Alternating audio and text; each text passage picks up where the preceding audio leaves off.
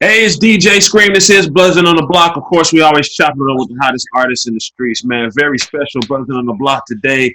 Blood Raw, the Florida OG is here. Kinky Bead OG is here. Waleed Coyote. Oh man, it's a lot of money in this Zoom chat right now, man. A lot of money in here. I think we can add it up and make fours. Oh man. Yeah, Everybody doing good? Everybody solid? Yeah, yeah, we good, bro. Wonderful, Good. wonderful. Blood Raw, where you been, man? I see you back. You hitting the pavement real hard. Talk to the Yeah, people. Let them know what time it is. yeah, man. Me and Kink back, man. We back doing it how we started. You feel me? Mm-hmm. I had took a little break. You know what I'm saying? Doing a little family thing. You know what I'm saying? And kind of like, got a little discouraged with the music, but this is my calling, man. You know what I'm saying? This is my calling. The streets need what I got to talk about. What's the reconnection like? Like what was the conversation with you and Kink? Just the reconnection. You know what I'm saying? Like what who Well, initiated it and what was the convo like? me and Kink always been good. You know what I'm saying? We always been good. In actuality, I had to get him back to want to do the music. You know what I'm saying? Mm. So, we always kept in touch, you know what I'm saying? And basically we just came to a point. It was like, man, you know what, man? We got to do this, man. Let's stop playing, man. You know what I'm saying? And, for a minute he was dragging, didn't want to do it. You know what I'm saying? So I got him to that point, started letting him hear the music. And he was like, man, you know what? We're going to finish what we started. You know what I'm saying? And then we just did it. Hey Kink, man, I think that I'm gonna salute you. Like I think that's your name is a name that should come up when it comes to street music and southern street music. So talk to me, I guess, a little bit about the frustration of not really wanting to all the way be involved. Like Blood was saying, you know what I'm saying? Like what struck that nerve and what struck the nerve to get back involved? But pretty much, you know what I mean? Like, it doesn't matter with this business, man. You can really give your life to something, and you know what I mean. Just sometimes it just doesn't be reciprocated, and you just get frustrated with this music business, man. And I'm not the first one, that to ever been on this ride. It's just the nature of the business, man. It chew you up, spit you out. But if you're not mentally strong for it, it'll break you. You know what I'm saying? But where I'm from, man, we just we just keep pushing, man. We just we figure it out. Sometimes in life you have to fall back. You have to remove yourself so you can see what's really going on. You understand what I'm saying? Mm-hmm. So that was all. Just took a little break. I stepped away from the business for a minute. And like you said, I was skeptical. You know what I mean? Like, because my thing is that we had did it on such a large scale, Mm-hmm. and you really can't play like that. You feel what I'm saying? Unless unless you really serious about it. And I wasn't in the beginning, but now I'm back in it. You know what I mean? Started all over fresh, clean slate. Start a new label, and Blood Raw was the first one off the label with the single "Hustle for Mine." Mm-hmm. Mm-hmm. And another person been a part of a lot of hits. Waleed, talk to the people, man. You know what I'm saying? How did the connection with Kink and Blood Raw come together or come back together for you? Well, I've known Blood Raw for a minute, and I believe I met Kinky back in the day, and I was a huge fan of the whole movement. Blood Raw was somebody that was just hella cool. Like when you remember back being on radio and throwing parties and stuff, you remember the artist that was just always cool and just over and above, willing to do whatever they have to do to get the records on. And he never ever was arrogant. Always was down to earth. And I met Kinky to when I was still helping Young Fletcher. We got a big record, and we talked about his project, and then he was telling me about everything else that he had worked on, and I was just real interested in helping him because the sound was dope. He's got a story to tell. I told Kinky, I like dealing with legends, and I just like to hear the stories, kind of weird, but I just feel like, yo, tell me about this time and that time, because they did stuff that was legendary, like to move the streets and to move Atlanta and the whole world following that sound at that time. Magical. That Jeezy era was like probably one of the best eras in hip hop. You got the late '80s, you got the Nas big days, and then you got the beginning of the Jay-Z versus Nas era, and then you have the Jeezy era, and then of course 50 Cent. These monumental eras that I can just remember. You know, but that Jeezy era, you remember what it was like, Scream, bro? Oh no, it changed everybody's life. That's why I said I salute the first time me and Kinky B, you would hear his name, you know what I'm saying, on the records, but then when you meet Kinky B, it's like, bro, you don't know, like we salute you because y'all came and gave us what we needed. You dig? What we needed, bro. Every time I talk to Kinky, I be like, yo, Kinky B told me finish my meal. I know he get tired of that shit. I say that shit to her every time. That's classic line. That's that Come classic on, bro. line. That's it. I'm a fan, you know, so it's cool to work with people you looked up to, you know, on the way here. You know, Blood Raw, I saw a post where you said USDA. I think you said top 5 rap groups of all time, something to that extent, right? Yeah, for sure. I could salute that. Long shot. You know, sometimes you got to take them half-court shots in basketball. Any chance of any type of reunion? I mean, you know, that's not a call for me. You know what I'm saying? And everybody doing their own thing now. You know what I'm saying? Everybody done grew up. You know what I'm saying? Everybody got their families and everybody, you know, got their own goals of whatever they want to do. But it's going to always be USDA for life. You know what I'm saying? We created something that the world is a part of, whether people like it or not. You know what I'm saying? Especially right now, I think it's important because that represented unity. Y'all was all from different places and came together to put it exactly and tell the story. That's what made it so dope. Exactly. Not just unity, but it represented the streets from perspective of people who really was in the streets. Like, you know what I'm saying? It wasn't nobody that, you know, somebody said, okay, y'all gonna be some street cats, man, and this what represents street. Nah, everything that we was going through, everything that we did in life, it represented streets and how we wanted the world to see that this how you supposed to move as a family, as, you know what I'm saying, with morals and integrity and all that. You know what I'm saying? This is what the streets is for real. Now I'm gonna talk to everybody and just coming from a street perspective, man. You know, a conversation I've been having with a lot of people, especially over the last 7 days, is voting. Now, some of my street partners are like, bro, you ain't finna get me, I ain't voting. You know what I'm saying? Right. Like, I ain't with it. And some of my partners is kind of like in between, like, I don't really trust politicians, but obviously we got politicians in right now that's of course detrimental to us. What's y'all thoughts on all that, and what y'all want to say to the people in respect to this voting and everything? I definitely believe that we gotta vote. You know what I'm saying? And then voting didn't matter. Why would they want to, you know, over the years, man, there was a time that we couldn't vote. And then when we was able to vote, they was killing us to vote. You know what I'm saying? They was stopping our ballots from going in. They was, you know, making it hard for us to vote. So if it don't matter for us to vote or not, then why would they take us through all these different things? You know what I'm saying? So evidently, it shows that it pays for us to vote, and it showed with Obama. You know what I'm saying? That when we come together as who we can be, for one, we are the minority, so it's less of us. So that means that we got to come together to make a difference or impact. You know what I'm saying? And I just believe, you know, from a personal standpoint, because I never was able to vote, you know, until maybe 2 years ago.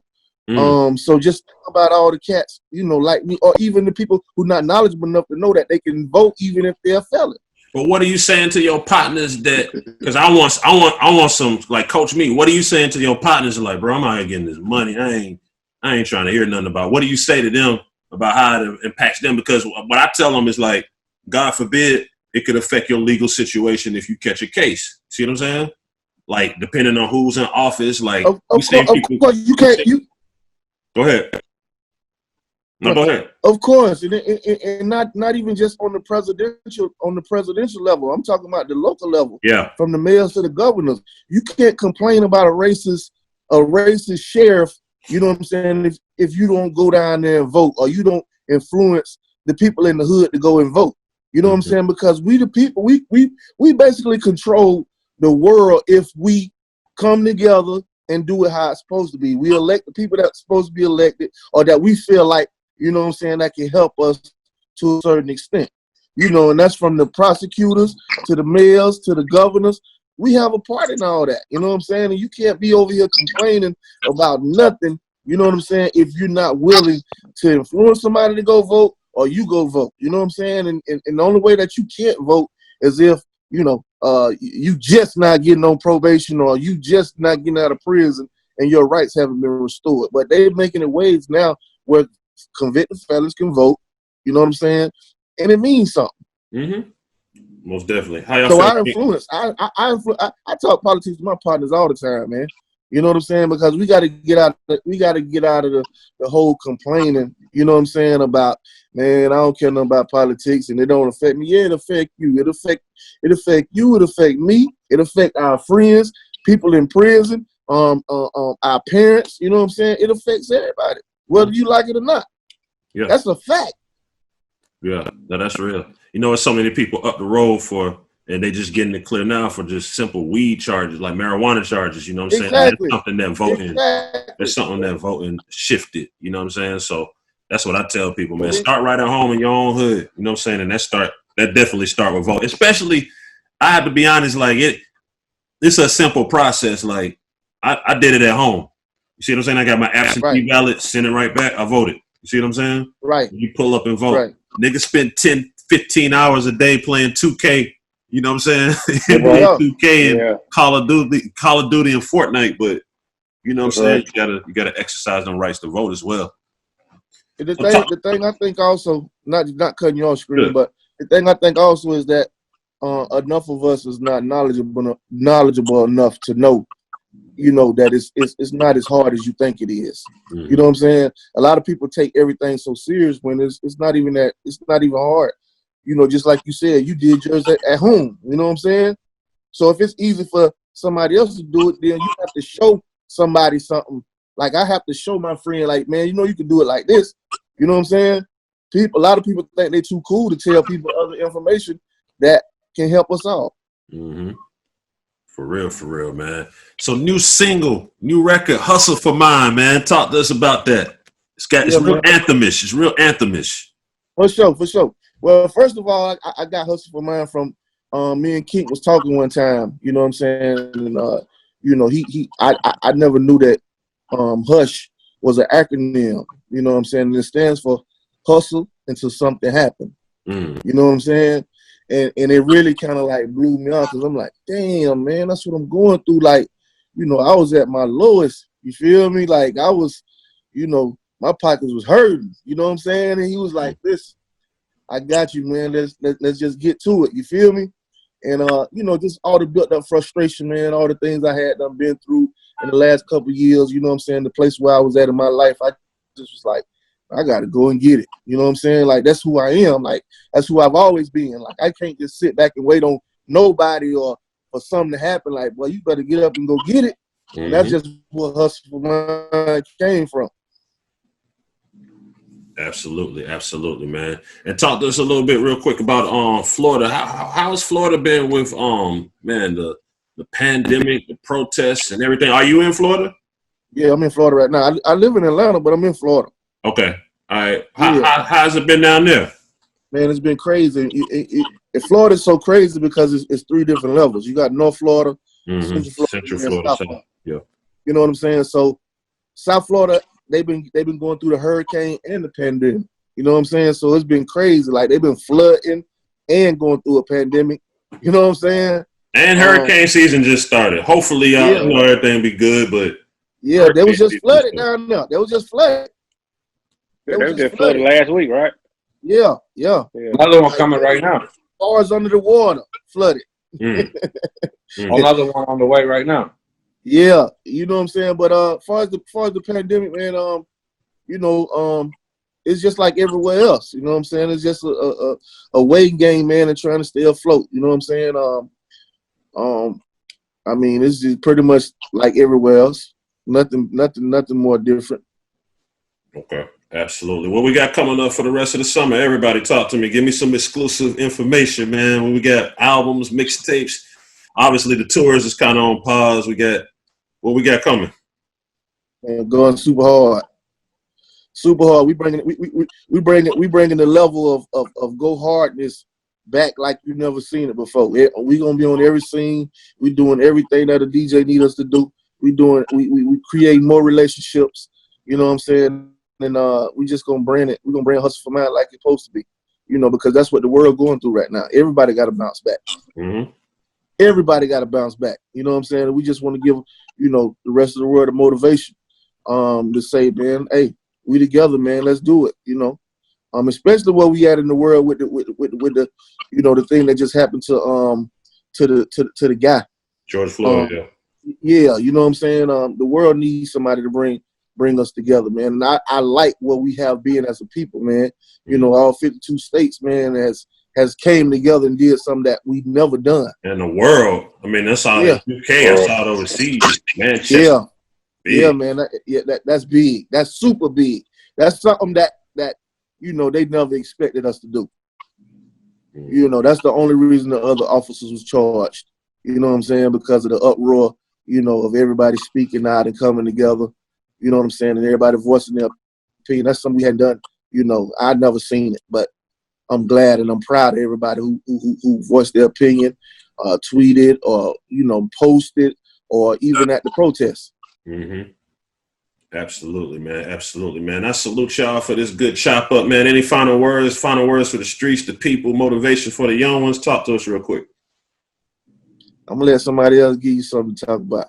Let's hear from Kinky B, man. Come on, Kinky, man. Motivate us, man. Let me see what the fellas got to say. Hey, man. Hey, just want to let you know, Scream, that Hush is the name of my new label. Okay. So, you know, I'm back. Put Atlanta on my back, man, and, you know, and try to take it to the next level. Well, I will take it to the next level. So, you know, I'm looking for new artists, producers, songwriters, whoever, you know what I mean, just anybody, any talented up-and-coming artist, you know what I mean, to get down with me and help take this brand to the next level because Hush is next. That's what's up. That's what's up. That's what's up. Nah, salute, man. Y'all be safe, man, out there, you know what I'm saying? And then we're going to get together real soon, man. We're going to get back outside real soon. For sure. Definitely. Appreciate the screen. Appreciate the screen. Salute. Yeah. Buzzing on the block. Already.